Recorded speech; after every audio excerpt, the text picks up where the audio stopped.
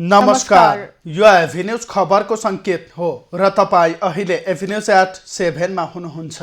म सुभाष नेपाल। म मेनुका राउत। प्रारम्भमा मूल खबर। लिपुलेक कालापानीमा भारतले सडक बनाएकोमा सरकारको आपत्ति। दुई देश बीचको सहमति उल्लङ्घन भएको परराष्ट्र मन्त्रालयको भनाई।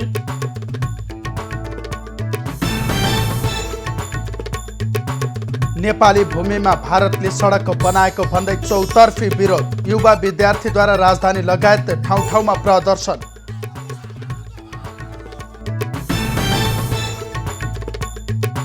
रौतहटको ईशनाथ स्थित 10 गजा क्षेत्रमा भारतीय पक्षको मनोमानी। बाँधको उचाइ एकतर्फी रूपमा बढाइयो।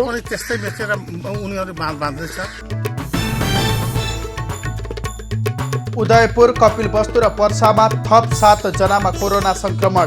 प्रदेश 1, 2 र 5 मा नमुना परीक्षण तीव्र। जसमध्ये पुरुष 78 जना। वीरगञ्ज सीमा नाकामा अझै अपनाइएन सावधानी। स्वास्थ्य चेक जाँचको समेत व्यवस्था नहुँदा जोखिम उठ्छ।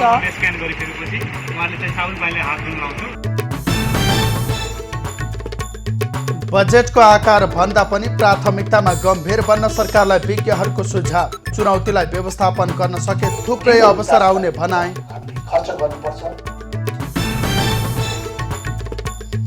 र विश्वभर कोरोना संक्रमितको संख्या 40,39,000 नाग्यो।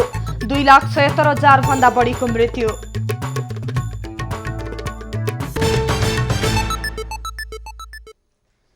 नेपाली भूमिमा भारतले सडक बनाएको भन्दै चौतर्फी विरोध भएको छ। हामी देख्न सक्छौँ सामाजिक सञ्जालमा पनि यसको चर्को आलोचना भएको छ र सडक निर्माण गरिसके पश्चात नेपाल सरकारले पनि यसतर्फ चाहिँ गम्भीर आपत्ति जनाएको छ। पक्कै पनि मेनुका भारतले राजनीतिक नक्सा सार्वजनिक गरेको थियो। नेपालको लिम्पियाधुरा, कालापानी, लिपुलेक लगायतका स्थानहरू चाहिँ ओगटेर जुन राजनीतिक सार्वजनिक नक्सा गर्यो त्यस पछाडि यसको लगत्तै विरोध हुँदै आइरहेको छ नेपालमा। र पछिल्लो समय यति बेला देश मात्र नभइकन विश्व नै कोरोनाबाट आक्रान्त बनिरहेको समयमा भारतले फेरि नेपाली भूमि प्रयोग गरेर सडक निर्माण गरिसकेपछि यसको चौतर्फी विरोध हुँदै आइरहेको छ। अब खबरको सिलसिला प्रारम्भ गरौँ सरकारको आपत्ति सम्बन्धी प्रसङ्गबाट। भारतले नेपाली भूमि लिपुलेक कालापानीमा सडक निर्माण गरेकोमा सरकारले गम्भीर आपत्ति जनाएको छ।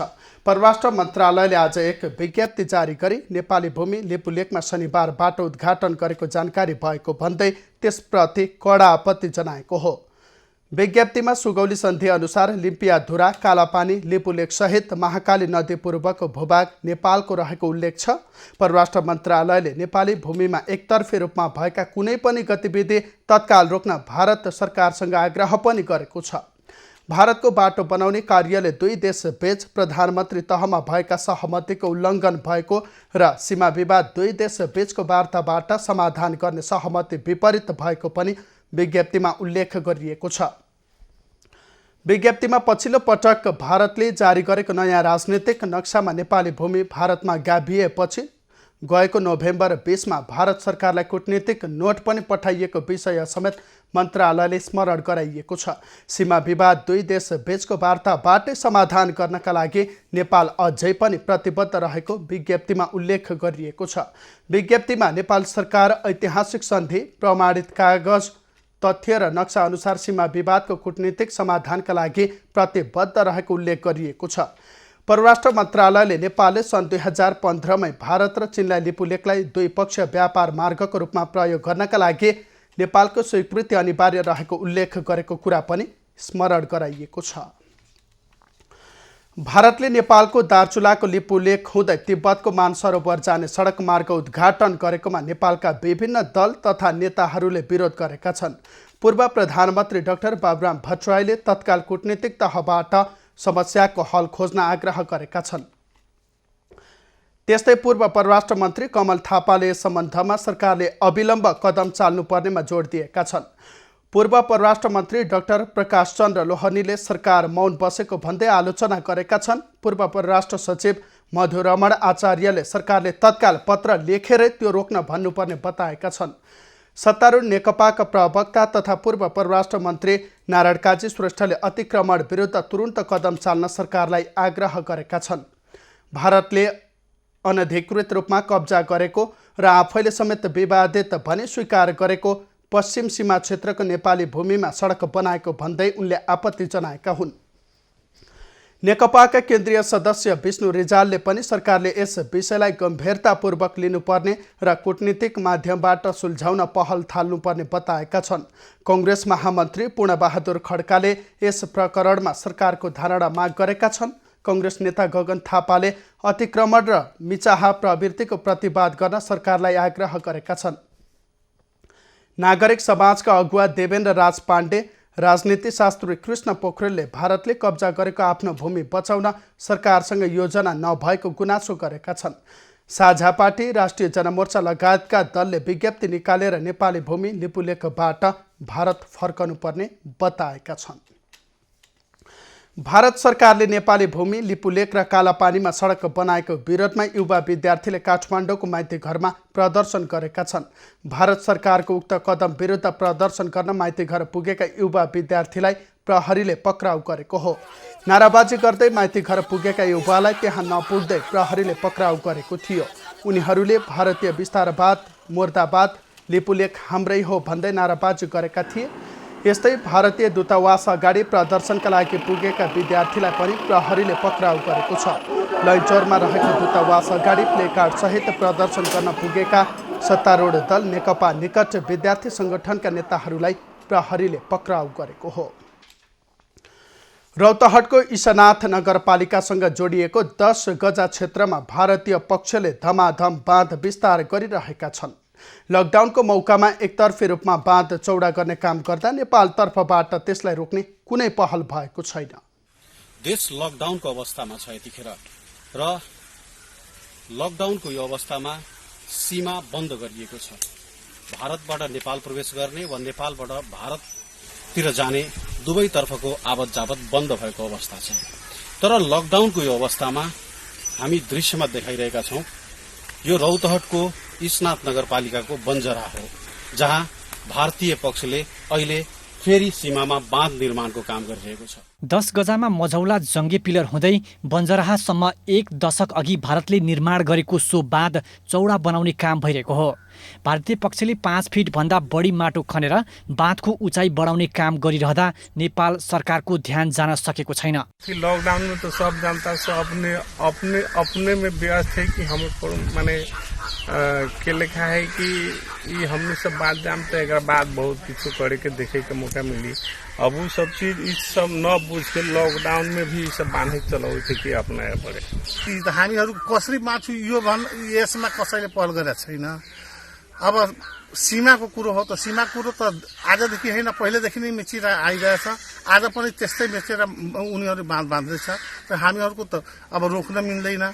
हामीहरूको त मात्र रिपोर्ट गर्ने काम हो। बाँधका कारण दशकौंदेखि नेपालतर्फको जमिन डुबानमा पर्दै आएको छ। स्थानीयले बाँध भारतले नेपाली भूमिमै बनाएको दाबी गरेका छन्। बाँध निर्माण सम्बन्धमा स्थानीय प्रशासनलाई जानकारी गराए पनि चासो नदेखाएको स्थानीय प्रतिनिधिको गुनासो छ। सीमा क्षेत्रमा भारतीय पक्षले बाँध मर्मतको काम थालेको सूचना पाएपछि आफूहरूले काम रोक्न भारतीय पक्षलाई भनेको स्थानीय प्रशासनको दाबी छ। 2 किलोमिटर भन्दा लामो, 15 फिट अग्लो र 10 मिटर भन्दा बढी चौडाइ भएको बाँध पानी निकासका लागि एउटा पनि ढोका हालिएको छैन। बाँधका कारण वर्षेनी डुबानको मारमा पर्दै आएका स्थानीयले भारतले बाँधको उचाइ झन थप्न थालेपछि चिन्तित बनेका छन्। गौतम श्रेष्ठ, रौतहट। र यो दृश्यमा देखिएको मन्दिर, यसको मन्दिरको उचाइ र यो माटोको उचाइ यदि हामी हेर्ने हो भने यसले सजिलै देखाउँछ कि भारतीय पक्षले यहाँ माटो कति माथिसम्म थपिरहेका छन्। र बन्जरा, रौतहटको ईशनाथको यो बन्जरा बाढीमा सबैभन्दा बढी डुबान प्रभावित क्षेत्र पनि हो। एबी न्यूज खबरका लागि रौतहटबाट गौतम श्रेष्ठ।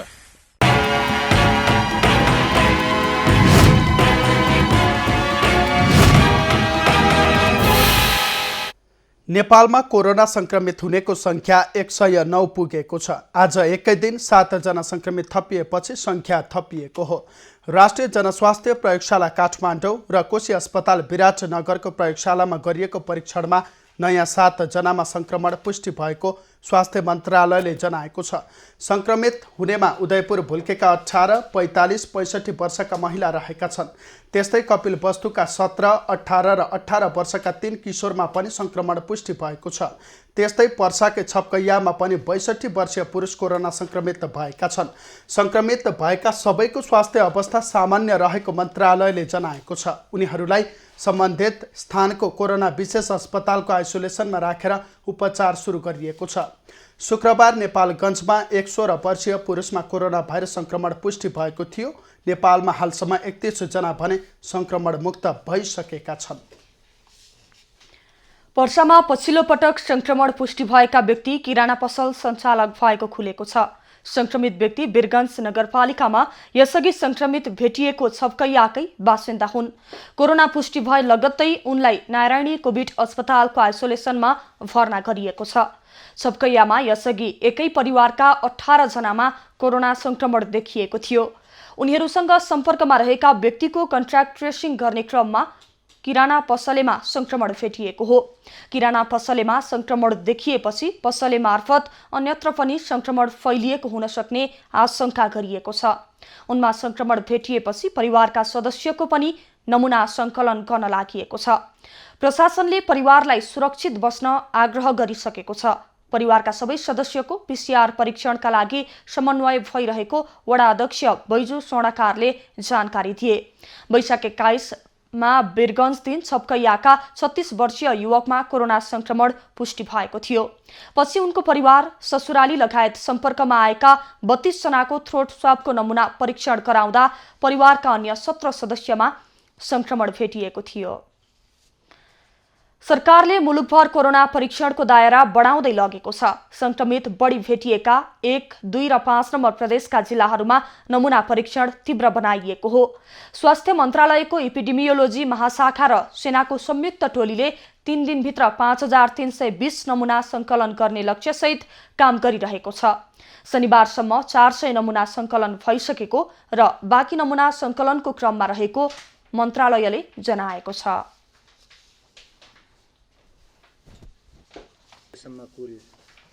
पीसीआर विधिबाट गरिने नमुना सङ्कलनको लागि तहाँ टोली परिचालन भइसकेको अवस्था छ। हालसम्म करिब 400 को नमुना परीक्षण भइसकेको रिपोर्ट हामीलाई प्राप्त भएको छ र यो कार्य निरन्तर भइरहेको छ। आगामी आजदेखि 3 दिनमा यति सङ्ख्यामा नमुना सङ्कलनहरू गर्ने लक्ष्य रहेको छ। मन्त्रालयका अनुसार 1 नम्बर प्रदेशको उदयपुर, 2 नम्बर प्रदेशको बारा, पर्सा, रौतहट र 5 नम्बर प्रदेशको कपिलवस्तु, बाँके लगायतका जिल्लामा पीसीआर परीक्षण बढाइएको हो। मन्त्रालयले अहिले सरकारसँग 50,000 भन्दा बढी पीसीआर परीक्षण किट रहेकाले अभावको स्थिति नभएको पनि स्पष्ट पारेको छ।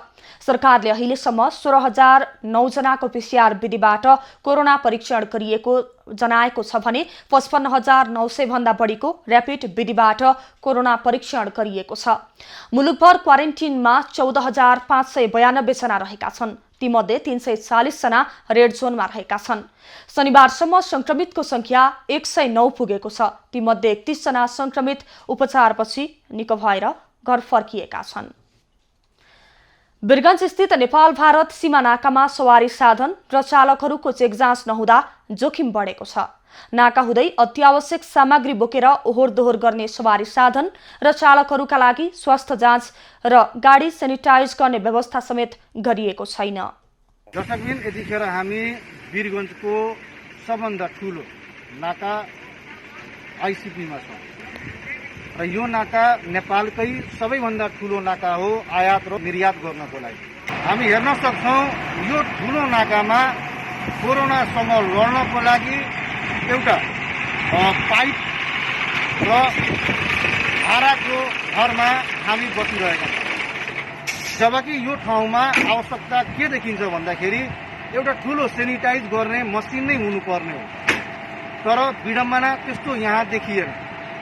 हामी देखाउन चाहन्छौँ यो जुन भाँडा छ यसमा पानी राखिएको छ र उहाँले यो के मिलाउँदै हुनुहुन्छ? तपाईँको नाम मेरो नाम सञ्जीव के गर्नुहुन्छ यहाँ आएर अहिले त्यो गाडीहरूको दवा छिर्नु मेरो काम हो। यो पानी पनि ल्याउने व्यवस्था यहाँ छैन, कहाँबाट अहिले यो मोटर छ, त्यो मोटरबाट आइरहेको छ। अनि यसमा यो के मिसाउने? अहिले त्यो औषधि हो। के औषधि हो?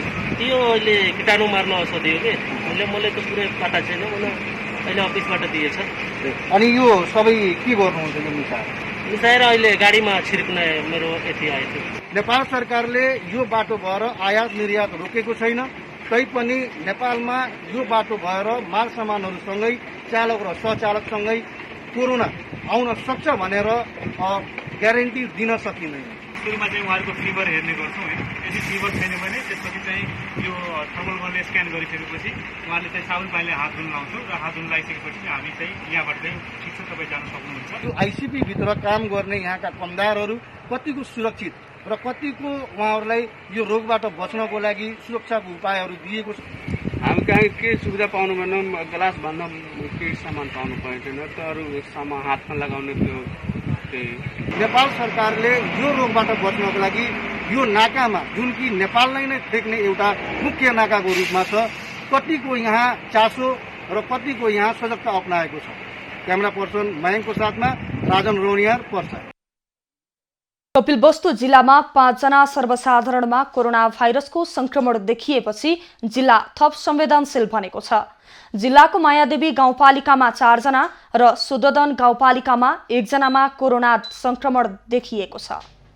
5 जनामा कोरोना भाइरसको संक्रमण देखिएपछि मायादेवी गाउँपालिका र समग्र कपिलवस्तु जिल्लामा नै कोरोना भाइरसको संक्रमण फैलिने हो कि भन्ने त्रास बढेर गएको छ। परीक्षणमा मायादेवी गाउँपालिका वडा नम्बर 2 का एकै घरका 2 भाइ सहित 3 जना, वडा नम्बर 8 बिजुवाका 1 जना र सुदोधन गाउँपालिका वडा नम्बर 1 मा कोरोना भाइरसको संक्रमण देखिएको छ। मायादेवी गाउँपालिकाको पकडी स्थित क्वारेन्टाइनमा राखिएका 65 जनाको स्वाब राष्ट्रिय जनस्वास्थ्य प्रयोगशाला टेकुमा परीक्षणका लागि पठाइएको थियो। संक्रमित युवाहरूलाई मायादेवी गाउँपालिकाको पकडी स्थित क्वारेन्टिनबाट बुटवल स्थित कोरोना अस्पतालमा उपचारका लागि पठाइएको छ। 65 जनाको स्वाब कलेक्सन गरेर एडिसिडी महाशाखा माथि पठाइयो र परीक्षण हुँदा 11 जना मध्ये 2 जना पोजिटिभ अस्ति 25 गते रिजल्ट आएको र बाँकी 54 जनाको रिजल्ट परीक्षण गर्न बाँकी थियो र त्यो परीक्षण गर्दा अहिले फेरि आज बिहानै 3 जनाको रिजल्ट प्रकाशित भयो। संक्रमितहरू राखिएको क्वारेन्टिन र आसपासका क्षेत्रमा स्थानीय प्रशासनले सिल गरेको छ। कोरोना संक्रमित सबै युवाहरू एक साता अघि सबै भारतको मुम्बईबाट आएका हुन्। सीमा नाकामा खटिएका सुरक्षाकर्मीहरूलाई छलेर उनीहरू गाउँ प्रवेश गरेका थिए। जिल्लामा खुला नाकाका कारण ठूलो संख्यामा सर्वसाधारणहरू जिल्ला भित्रदै गरेका कारण कोरोना संक्रमितको अवस्था भयावह हुन सक्ने अनुमान गरिएको छ। आजको अवस्थामा हाम्रो मायादेवी गाउँपालिकामा 5 जना चाहिँ पोजिटिभ जुन केस आयो। अब यसले गर्दाखेरि एकदमै भयावह अवस्था छ र चाहिँ अब बार्डरमा जस्तै यो एकै कृपालको मुनि चाहिँ 60 जना 100 जना बसेछन्। संक्रमित भेटिएपछि स्वास्थ्य मन्त्रालयबाट डाक्टर यदुचन्द्र घिमिरेको नेतृत्वमा स्वास्थ्य कर्मीहरूको टोली कपिलवस्तु पुगेको छ। संक्रमित युवासँग सम्पर्कमा आएका सबैको पहिचान र परीक्षणका लागि स्थानीय स्वास्थ्य कर्मीको टोलीलाई मन्त्रालयको टोलीले सघाउने जिल्ला प्रशासन कार्यालयले जनाएको छ। दर्शकवृन्द, कपिलवस्तुमा 5 जना सर्वसाधारणमा कोरोना संक्रमण देखिसकेको छ र सो क्षेत्रमा खुला सिमाना भएका कारण अझ बढी जोखिम देखिएको छ। के छ कपिलवस्तुको पछिल्लो अवस्था, हामी जानकारी लिँदैछौँ। संवाददाता गोपाल भण्डारी हामीसँग प्रत्यक्ष सम्पर्कमा हुनुहुन्छ।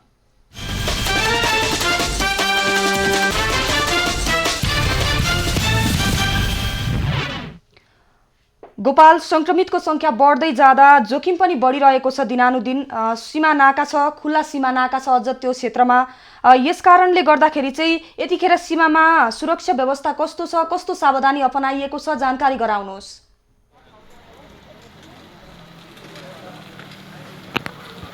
मेनुका कपिलवस्तुमा आज बिहान आएको रिपोर्ट अनुसार आज थप 3 जनामा कोरोना भाइरसको संक्रमण देखिएको छ र आजको 3 जना र हिजोको 2 जना गरेर जम्मा 5 जनामा कोरोना भाइरसको सङ्क्रमण देखिएपछि कपिलवस्तु जिल्लाका आम सर्वसाधारणहरू अलिकति त्रसित अवस्थामा रहेका छन्, किनभने यो कोरोना भाइरसको सङ्क्रमण अझ अन्य व्यक्तिमा फैलिन सक्ने त्यत्तिकै त्रास बढेको छ। र अर्को कुरा, सीमा क्षेत्रमा अहिले हामीले केही बेर अगाडि प्राप्त गरेको जानकारी अनुसार करिब 1500 भन्दा बढी सर्वसाधारणहरू नेपाल भारत सीमा क्षेत्रको जिल्ला भित्रिन नदिने र फाटाफुट्टा लुकीछिपी भित्रेका सर्वसाधारणलाई पनि लगेर क्वारेन्टाइनमा व्यवस्थापन नगर्दा अझ ती सङ्क्रमितहरू जो सम्भावित सङ्क्रमितहरू जो भारतका मुख्य गरी बम्बई लगायत कोरोना भाइरसको सङ्क्रमण फैलिएको स्थानबाट सहरहरूबाट आएका छन् र उनीहरूमा कोरोना भाइरसको हुन सक्ने उत्तिकै जोखिम रहेको छ र ती व्यक्तिहरू ठुलो सङ्ख्यामा सीमा क्षेत्रमै रहेका कारणले गर्दा जोखिम बढेको छ र यसले गर्दा स्थानीय सर्वसाधारण त्रसित पनि छन्। स्थानीय गोपाल, जस्तो कि नेपालका विभिन्न तराईका जिल्लाहरू विशेष गरी भारतको सीमा नाकासँग जोडिएको छ र भारतको सीमा नाका खुल्ला भएका कारण निर्बाध रूपमा उनीहरू चाहिँ नेपाल भित्री रहेका छन्। यस्तो अवस्थामा त्यहाँ जुन तपाईँले जानकारी गराउनु भयो 1500 जना त सीमा नाकामा रोकिएका छन्, उनीहरूलाई क्वारेन्टिनमा राख्ने व्यवस्था मिलाइएको छ भनिरहँदाखेरि चोर बाटो पक्रेर चोर बाटो भएर पनि नेपाल निर्बाध रूपमा भित्रिरहेका छन्, त्यस्ताहरू चाहिँ यति बेला भित्रिएको छन् कि छैनन्? तिनीहरूलाई चाहिँ सुरक्षित राख्नका लागि, तिनीहरूलाई रोक्नका लागि के कस्तो सावधानी अपनाइएको छ? निश्चय नै सबैभन्दा खतरनाक र डरलाग्दो अवस्था भनेकै के हो भन्दा जो चोर बाटो प्रयोग गरेर समुदायमा आएका छन्, घरमा आएका छन् र एक रात घरमा बसिसकेपछि गाउँलेको डरका कारणले गर्दा, घर परिवारको प्रेसर र दबावका कारणले गर्दा भोलिपल्ट क्वारेन्टाइनमा गएका छन्, त्यस्ता व्यक्तिको सङ्ख्या पनि जिल्लामा बढ्दो छ। यसले गर्दा उनीहरूले कोरोनाको सङ्क्रमण ल्याएर घर परिवार समाजलाई नै सार्न सक्ने सम्भावना उत्तिकै छ। र जसरी हामीले भनिरहेका छौँ 5 जनामा कोरोना भाइरसको जो सङ्क्रमण देखिएको छ, ती व्यक्तिहरू एक साता अघि भारतबाट सुरक्षाकर्मीको ड्युटीलाई छलेर लुकीछिपी चोर बाटोबाट चाहिँ गाउँमा आएका हुन् र उनीहरूलाई गाउँबाट पुनः क्वारेन्टाइनमा राखिएपछि उनीहरूको स्वाब परीक्षण गर्दा उनीहरूमा कोरोना भाइरसको सङ्क्रमण देखिएको छ। र यसरी जो 1500 भन्दा बढी सर्वसाधारणहरू सीमामा अल्पत्र रहेका छन्, एउटै टेन्ट मुनि 200-300 जना व्यक्तिहरू त्यहाँ रहेका छन्। त्यहाँ न कुनै सामाजिक दूरीको कुरा छ, न त्यहाँ कुनै आपस बीचमा अलिकति टाढा बस्ने र कोरोना भाइरस सङ्क्रमण हुन नदिनका लागि अपनाउनु पर्ने सतर्कता अपनाएका पनि छैनन्। यसले गर्दा सीमा क्षेत्रबाट अब जो लुकीछिपी होस् अथवा उनीहरूलाई व्यवस्थापन गरेर ल्याइएको होस्, जुनसुकै कारणले उनीहरूलाई भित्र्याइए पनि ती व्यक्तिहरूबाट उच्च जोखिम अहिले कपिलवस्तुमा रहेको छ कोरोना भाइरस सङ्क्रमण हुनका लागि। गोपाल, जस्तो कि धेरै व्यक्तिहरू चाहिँ क्वारेन्टिनमा बस्नको लागि आनाकानी गरिरहेको पाइन्छ, उनीहरू असुरक्षित महसुस गरेर हो अथवा अन्य कुनै कारण छ, क्वारेन्टिन व्यवस्थित छैन या किन हो उनीहरू चाहिँ क्वारेन्टिनमा बस्नलाई पनि आनाकानी गरिरहेका छन्? निश्चय नै मेनुका सुरुका दिनमा केही व्यक्तिहरू क्वारेन्टाइनमा भागेका पनि थिए र क्वारेन्टाइनमा बस्न आनाकानी गरेका पनि थिए र पछिल्लो पटक अहिले जो भारतका विभिन्न सहरहरूबाट लखेटिएर भनौँ अथवा त्यहाँका सुरक्षाकर्मीहरूले तिनीहरू घर जाओ भन्ने दबाब दिएर होस् अथवा भारतका विभिन्न सहरहरूमा बसिरहँदा बेखर्ची भएर भोकै बस्नुपर्ने अवस्थाका कारणले गर्दा उनीहरू जुन हिँडेर भए पनि सीमा क्षेत्रमा आइपुगेका छन्। विभिन्न गाडीहरूको प्रयोग गरेर सीमा क्षेत्रमा भारतीय सुरक्षाकर्मीहरूले नै ल्याएर छोडेका छन् र ती व्यक्तिहरू अहिले उनीहरूको माग के छ भन्दा 2 हप्ता होस् अथवा 3 हप्ता होस् हामी क्वारेन्टाइनमा बस्न तयार छौँ, तर राज्यले सरकारले स्थानीय तहले क्वारेन्टाइनको व्यवस्थापन गरेर हामीलाई क्वारेन्टाइनमा राखियोस्, सीमा क्षेत्रमा हामीलाई अल्पत्र नपारियोस् भन्ने उनीहरूको माग छ। तर स्थानीय प्रशासनलाई जो गृह मन्त्रालयको नेपाल सरकारको उच्च दबाब के छ भने मेनुका कुनै पनि हालतमा सीमा क्षेत्रबाट कुनै पनि नागरिकलाई इन्ट्री गर्न नदिनु भन्ने खालको जुन केन्द्रीय निर्देशन छ, सर्कुलर छ, त्यसका कारणले गर्दा सुरक्षाकर्मीहरूले उनीहरूलाई 10 गजामै रोकेर राखेका छन् र सुरक्षाकर्मीहरूले रात दिन उनीहरूलाई रोकेर राखिरहँदा पनि चोर बाटोबाट होस् अथवा झुक्क्याएर केही मानिसहरू भने जिल्लामा। हवस्, जानकारीका लागि धन्यवाद। पछिल्लो जानकारीका लागि तपाईँसँग पुनः जोडिनेछौँ। तपाईँ पनि सुरक्षित रहनुहोला। उहाँ हुनुहुन्थ्यो कपिलवस्तुबाट हाम्रा संवाददाता गोपाल भण्डारी र कपिलवस्तु जिल्लामा आज मात्रै थप 3 जनामा सङ्क्रमण पुष्टि भएसँगै कपिलवस्तु जिल्ला का वासीहरू यति बेला त्रसित बनेका छन् र विशेष गरी मेनुका खुला सीमा नाकाका कारण पनि निर्वाध रूपमा चाहिँ चोरबाटो पक्रेर थुप्रै भारतीयहरू नेपालीहरू पनि नेपाल प्रवेश गरिरहेका छन् र यसरी सङ्क्रमितको सङ्ख्या दिनानुदिन बढ्नुको कारण पनि सीमा नाकाबाट निर्वाध रूपमा चाहिँ नेपाल भित्रिएको हो कि भनेर आकलन पनि गर्न सकिन्छ। जस्तो कि सुभाष अहिले उनीहरू भित्रिरहँदाखेरि राख्ने व्यवस्थित ठाउँ पनि भइरहेको छैन। क्वारेन्टिनमा उनीहरू बस्न मानिरहेको पनि छैनन् कतिपय मानिसहरू र क्वारेन्टिनलाई पनि व्यवस्थित गर्न चाहिँ आवश्यक देखिन्छ।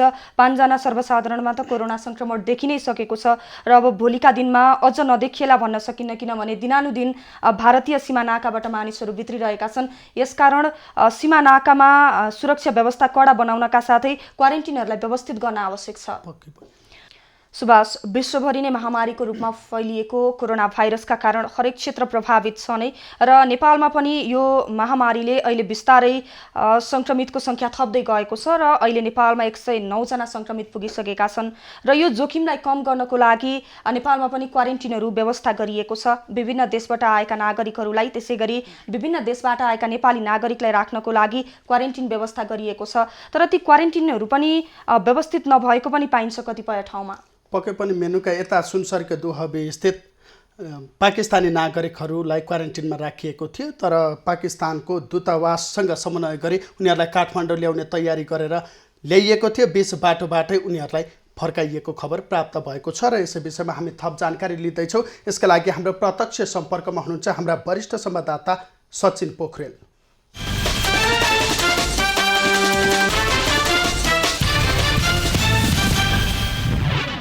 सचिन, सुनसरीको दुहबी स्थित क्वारेन्टिनमा रहँदै आएका 11 जना पाकिस्तानी नागरिकलाई काठमाडौँ ल्याउने भनिएको थियो। सोही अनुरूप उनीहरूलाई ल्याइएको पनि थियो तर बीच बाटोबाटै उनीहरूलाई फर्काइएको भनिएको छ। यो विषयमा विस्तृतमा जानकारी गराउनुहोस्।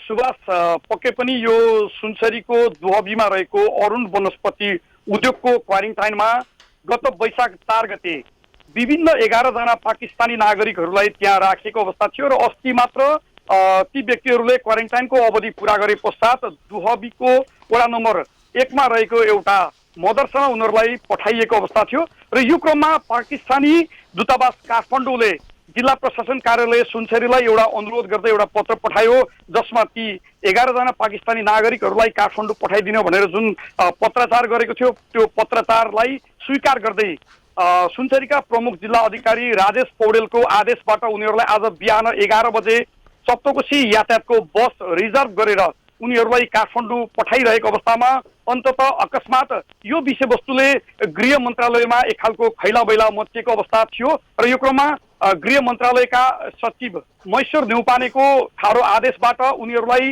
सिन्धुलीबाट उनीहरूलाई फर्काइएको अवस्था छ र जसरी हामीले बतायौँ कि सुनसरीको प्रशासनले उनीहरूलाई काठमाडौँ पठाइरहँदा जसरी अब अहिले फर्काइएको छ उनीहरूलाई अहिले सुनसरी ल्याइदै गरेको अवस्था छ। यस विषयमा हामीले प्रशासनसँग जानकारी लिने प्रयास गरेको थियौँ। सुनसरीका प्रमुख जिल्ला अधिकारीसँग उहाँसँग सम्पर्क स्थापित हुन सकेको छैन। तथापि दुहबी नगरपालिकाका प्रमुख वेद गच्छदार र त्यसै गरी उनीहरूलाई जुन अस्तिको दिन मात्रै यो दुहबीको वडा नम्बर 1 मा रहेको जुन मदरसामा राखिएको थियो त्यो भएको कारणले त्यो वडाको वडाध्यक्ष अजुल मियासँग हामीले कुराकानी गऱ्यौँ र उहाँले पनि ती व्यक्तिहरूलाई आज वडा कार्यालयले गाडी रिजर्भ गरेर काठमाडौँ पठाइरहेको अवस्था र जसरी पाकिस्तानी दूतावासको अनुरोधमा जिल्ला प्रशासन कार्यालयले पठायो तर अकस्मात जुन निर्णय आए पश्चात उनीहरूलाई जुन फर्काएको छ यस विषयमा एक खालको चाहिँ के भयो भन्ने कुराहरू चाहिँ उनीहरू बुझ्न सकिरहेको छैनन् र ती व्यक्तिहरू जो 11 जना पाकिस्तानी नागरिकहरू छन् उनीहरूलाई सिन्धुलीबाट फर्काइएको अवस्था छ। उनीहरू अहिलेसम्म सुनसरी आइपुगेको अवस्था छैन। उनीहरूलाई सम्भवतः सुनसरी प्रशासनले आफ्नो समन्वयमा लिएर दुहबीमा जुन मस्जिदमा उनीहरू बस्नुभएको थियो मदरसामा त्यही फर्काउने भनेर हामीले बुझेको अवस्था छ। सुभा, सचिन, जस्तो कि 11 जनालाई पठाइसकिएको थियो तर के कस्तो व्यवस्था गरेर पठाइएको थियो? उनीहरूको स्वास्थ्य जाँच गरिएको थियो कि थिएन? अन्य के कस्ता सावधानी अपनाएर चाहिँ पठाइएको थियो राजधानीतर्फ? मेनुका जसरी मैले जानकारी गराएँ कि उनीहरू गत वैशाख 4 गते दुहबीको अरुण वनस्पति उद्योगको क्वारेन्टाइनमा उनीहरूलाई राखिएको अवस्था थियो र उनीहरूको स्वास्थ्य अवस्था अत्यन्तै सामान्य रहँदा जुन क्वारेन्टाइनको अवधि पूरा गरेको र अस्तिको दिन मात्रै उनीहरू अब क्वारेन्टाइनको अवधि पूरा गरे भन्दै जिल्ला प्रशासन कार्यालयले दुहबीको वडाध्यक्ष जुन अजुल मियाको नेतृत्वमा उहाँहरूलाई स्थानीय जनप्रतिनिधिसँग जिम्मा लगाएको र उनीहरू यो दुहबी वडा नम्बर 1 को मदरसामा उनीहरूलाई राखेको अवस्था थियो र उनीहरू स्वस्थ थिए। उनीहरूको चाहिँ जुन एउटा क्वारेन्टाइनको अवधि पुरा गरेको थिए भनिरहँदा जुन हिसाबले पाकिस्तान दूतावासले जुन अनुरोध गर्यो कि उनीहरूलाई काठमाडौँसम्म पठाइदिनु भनेर, त्यो अनुरोधलाई आधार मान्दै जिल्ला प्रशासन कार्यालयले जुन काठमाडौँ पठाएको थियो। सचिन, जुन 11 जनालाई सिन्धुलीबाट फर्काइएको छ, कारण चाहिँ के होला? यहाँले कोहीसँग बुझ्ने कोसिस गर्नुभयो, कारण चाहिँ के थियो उनीहरूलाई बीच बाटोबाटै फर्काइनु? पक्कै पनि विशेष गरी यो सुभाष यो विषय वस्तु नै अत्यन्तै गम्भीर बनेको अवस्था छ।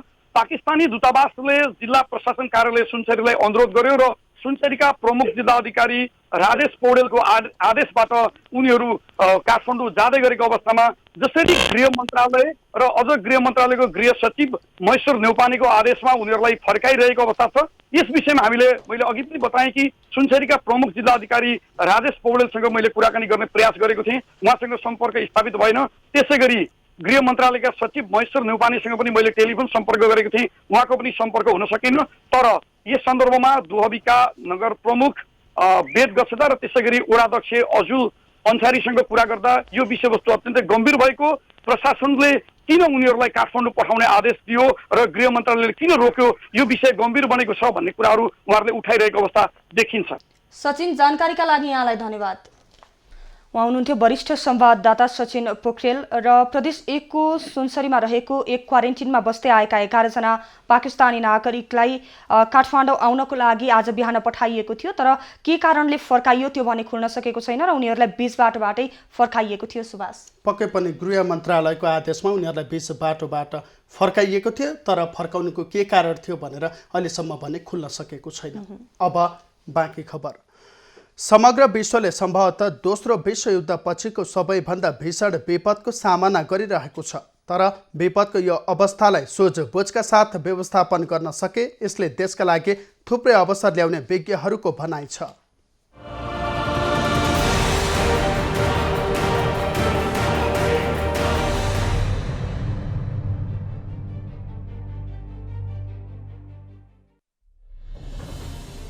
कोभिड-19ले मानव स्वास्थ्यलाई मात्र सङ्कटमा पारेको छैन, यसले विश्व अर्थतन्त्रलाई नै तहस नहस बनाएको छ।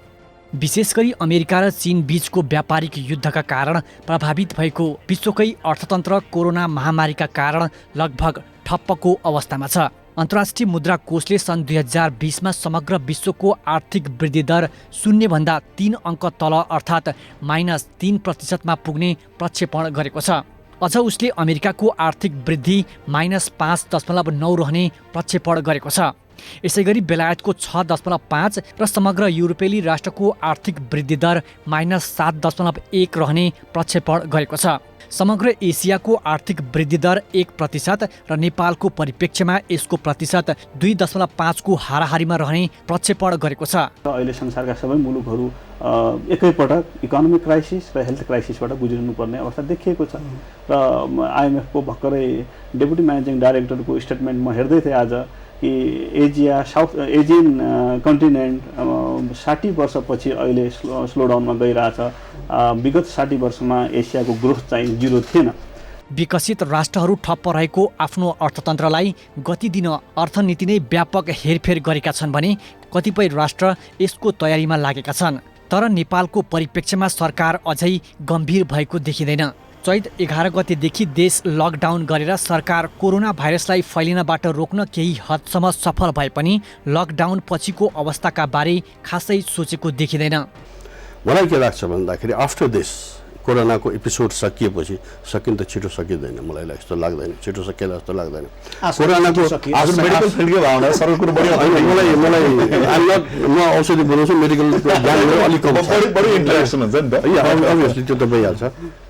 मलाई के लाग्छ भन्दाखेरि हामी कुल डाउन भएर एकअर्कासँग बस्नुपर्छ र त्यहाँ चाहिँ नि सरकार अथवा सरकारको प्रतिनिधि रूपमा राष्ट्र ब्याङ्कलाई पनि राख्नुपर्छ। एक अर्काको बिचको डिफरेन्स हामीले हटाउनुपर्छ र ब्याङ्कहरू एउटा चिज ब्याङ्क किन स्थापना भयो, तपाईँहरूलाई किन म एउटा कुरा तपाईँहरूलाई किन चाहिँ 35 खरब रुपियाँ उठाउनु दियो सरकारले? हुन पनि समस्त विश्व महामारीसँग लडिरहेको बेला देशका प्रधानमन्त्री केपी ओलीले राजनीतिक दलको विभाजन र संवैधानिक आयोगमा नियुक्ति सम्बन्धी अध्यादेश ल्याएर आफ्नो सोच के विषयमा केन्द्रित रहेको स्पष्ट पारिसकेका छन्। कोरोनाको असर नेपालको अर्थतन्त्रमा कस्तो पर्ला अहिले नै भनिहाल्न कठिन छ, तर यसले महँगी बढाएको छ, बेरोजगारी बढाएको छ र यो निरन्तर बढ्ने क्रममा छ। डिप्रेसन बढेको छ। अझ यसबाट सृजना हुने भ्रष्टाचार, लुटपाट, हिंसा र मानसिक स्वास्थ्य लगायतका समस्याका बारेमा कल्पना पनि गर्न सकिन्न। हाम्रो नेचुरली टोटल कस्ट पनि रिकभर हुन्छ, तै पनि हामीले सपोर्ट गर्नुपर्छ, किनभने हामी त एउटै डुङ्गाको सहयात्री हो नि त। उहाँहरू रहनुभयो भने हाम्रो एलसी ग्यारेन्टी लोन सबै हुन्छ, नभए त हुँदैन। हामी सँगै बसेर छलफल गर्ने भन्ने कुरा हो। हामी जस्तै राष्ट्र ब्याङ्कको जुन उद्देश्य छ, जुन पीडित पक्षलाई सहयोग गर्नुपर्छ भन्ने कुरामा जस्तै सरकै अध्यक्षतामा कमिटी छ, म आफै त्यसमा मेम्बर छु, हामी गर्नुपर्छ भनेर लागिरहेछौँ। अर्थतन्त्रलाई चलायमान बनाउन नेपाल राष्ट्र बैङ्कले केही सहुलियत प्याकेज पनि ल्याएको छ, तर यो प्याकेजलाई विभेदकारी र अपर्याप्त भन्दै बैङ्क र निजी क्षेत्र दुवैले आलोचना गरेका छन्। अहिले सरकार बजेट निर्माणको प्रक्रियामा लागेको छ, तर परिस्थिति भिन्न भएकाले यस वर्ष परम्परागत बजेटले देशको अर्थतन्त्र उभो लाग्ने अवस्था छैन। देशकै अर्थतन्त्रलाई चलायमान बनाउन सरकारले बडो सुझबुझका साथ अघि बढ्नुपर्ने देखिन्छ। आगामी आर्थिक वर्षको बजेटमा कृषि उत्पादनका क्षेत्रलाई प्राथमिकता दिनुपर्ने आर्थिक पत्रकारहरूले सरकारलाई सुझाव दिएका छन्। संसदको अर्थ समितिमा भएको छलफलमा पत्रकारहरूले उत्पादनका क्षेत्रलाई पहिलो प्राथमिकतामा राख्दै साना तथा मझौला उद्योगीहरूका लागि राहतका कार्यक्रम ल्याउन सुझाव दिएका हुन्। गरिबीको रेखामुनि रहेका किसानलाई पूर्ण रूपमा अनुदान दिनुपर्ने, किसानका उत्पादन किन्ने ग्यारेन्टी सरकारले गर्नुपर्ने सुझाव पनि उनीहरूको छ। सबै उद्योगलाई ब्याजमा लाग्ने जरिमाना 6 महिनासम्म नलाग्ने व्यवस्था गर्नुपर्ने, किनभने यो लकडाउनको असर कतिसम्म हुन्छ भन्ने ठेगान नभएको हुनाले 6 महिना भनेर राखेका छौँ। त्यसैले कृषि क्षेत्र सङ्घ प्रदेश र स्थानीय सरकारले कम्तीमा 20% बजेट चाहिँ छुट्याउनु पर्ने, कृषिलाई केन्द्रित गरेर। बजार अर्थनीतिका प्रवर्तकहरू नै कानुन बनाएरै आफ्नो नीतिबाट परिवर्तन भएका छन्। कुन देशको लगानी लिने, कुन नलिने भन्ने खालका छन् भने खुला बजारलाई सिधै असर गर्ने गरी पैसा ब्याङ्कबाट, केन्द्रीय ब्याङ्कले पैसा छाप्दै बाँड्ने सम्मका नीतिहरू हामीले सुरु गरिसकेका देखिसकेका छौँ। स्थानीय तहले कुन क्षेत्रमा कति लगानी गरेर त्यसको रिजल्ट कस्तो आयो, स्थानीय तहले गरेको लगानीका कारण कतिको रोजगारी पाए र कतिले चाहिँ कति स्वरोजगार भयो भन्ने कुराको पनि चाहिँ एकिन तथ्याङ्क आउनुपर्छ। यो चाहिँ सङ्घीय सरकारले नै यो व्यवस्था गर्नुपर्छ। छलफलमा सहभागी पूर्व अर्थमन्त्रीहरूले सञ्चार माध्यमले सरोकारवालाहरूसँग बसेर प्राथमिकताका क्षेत्र छुट्याएर सुझाव दिन आग्रह गरे। सरकारको विनियोजन हुँदाखेरि त्यो राजनैतिक लाभ र हानिको रूपमा हुनुहुन्न, त्यो पैसा राष्ट्रिय उत्पादन, उत्पादकत्वको वृद्धि, रोजगारी र दिगो विकासका निमित्त हामीले खर्च गर्नुपर्छ। 2-4 दिनभित्रै गरिदिनु भयो भने हामी बजेटमा हामी भन्न सक्छौँ सरकारलाई, अर्थमन्त्रीलाई बोलाएर ल यो चाहिँ गरौँ भनेर एउटा त्यो हामी आफैले पनि अध्ययन त गरिरहेछौँ। तपाईँहरूलाई यसमा हाम्रो अध्ययनमा पनि तपाईँहरूको कुराले बढी बल मिल्छ। संसदीय समितिले कोरोनाले अर्थतन्त्रमा पारेको प्रभाव र आगामी बजेटका प्राथमिकताका विषयमा सञ्चार क्षेत्रसँग छलफल गरेको हो। समितिले केही दिनदेखि बजेट पूर्व तयारीका विषयमा विभिन्न क्षेत्रका विज्ञसँग सुझाव लिइरहेको छ। शुक्रबार सिंहदरबार अगाडि लकडाउन र निषेधित क्षेत्र तोड्दै प्रहरीमाथि नै हातपात गर्ने 4 चिनिया नागरिकलाई अभद्र व्यवहारमा मुद्दा चलाइने भएको छ। महानगरीय प्रहरी परिसर काठमाडौँले आइतबार अभद्र व्यवहार मुद्दामा म्याद थप गरी अनुसन्धान गरिने जानकारी दिएको हो। निषेधित क्षेत्रको उल्लङ्घन गरी प्रहरीमाथि आक्रमण गरेपछि उनीहरूलाई प्रहरीले पक्राउ गरेको थियो। उनीहरूले लाठी खोसेर प्रहरीमाथि नै आक्रमण गरेका थिए।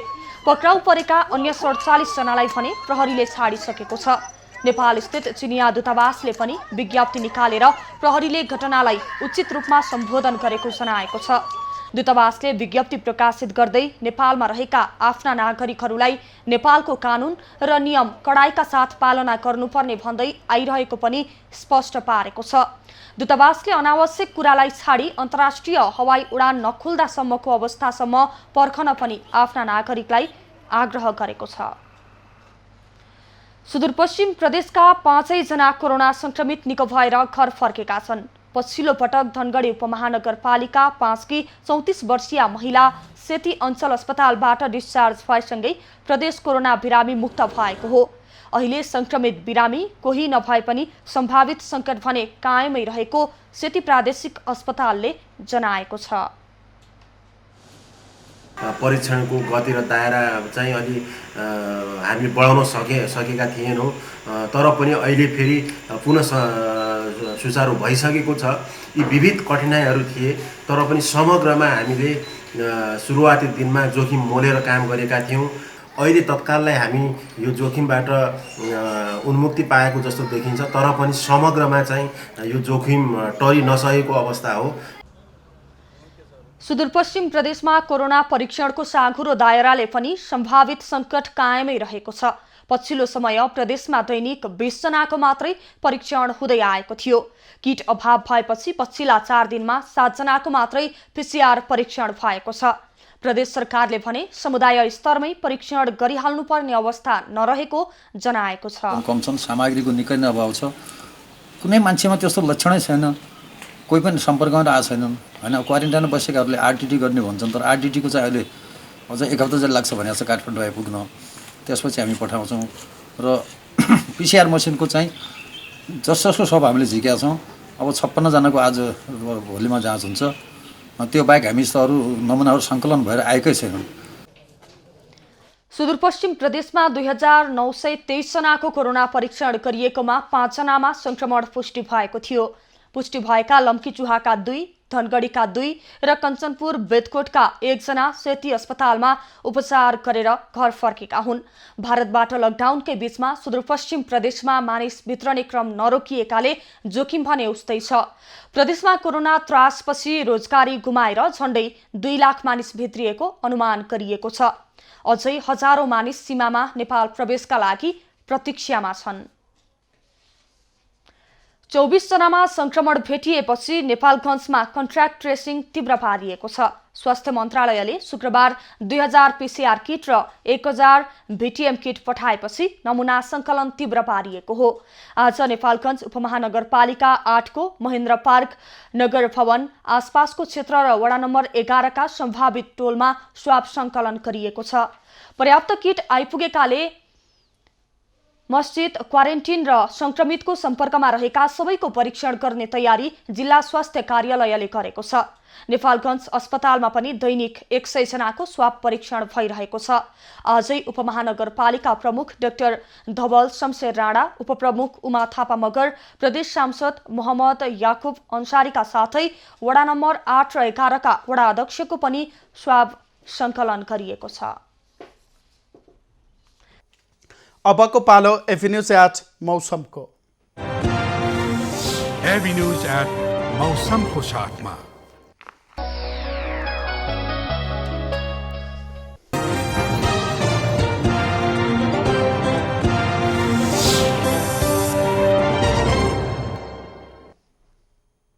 पछिल्लो 24 घण्टामा देशका अधिकांश स्थानको मौसममा सामान्य बदली भयो। आज राति केही स्थानमा मेघगर्जन, चट्याङ, हावाहुरी र असिनासहित वर्षाको सम्भावना रहेको जल तथा मौसम पूर्वानुमान महाशाखाले जनाएको छ। काठमाडौँ उपत्यकाको आजको अधिकतम तापक्रम 28 डिग्री सेल्सियस र न्यूनतम तापक्रम 14 डिग्री सेल्सियस मापन गरियो। आज देशभरको मौसम कस्तो रह्यो त हेरौँ देशका विभिन्न स्थानको मौसमी अवस्था।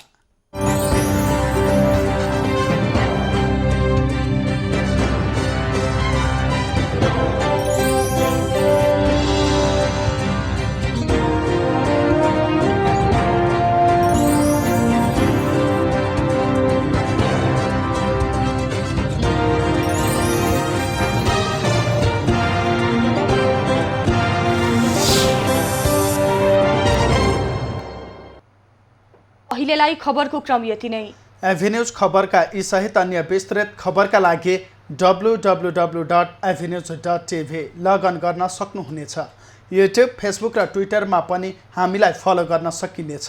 खबर भित्रको खबरका लागि हेर्दै रहनुहोला एभिन्यूज खबर। नमस्कार।